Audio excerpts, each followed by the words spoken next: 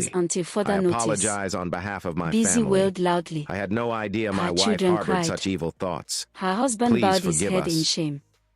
But Then apologies Adewale could turned not to wipe her, away what had voice already cracking. happened. Busy, The pack pastor your raised his things. hand for silence. You are going to your As a father's church, village.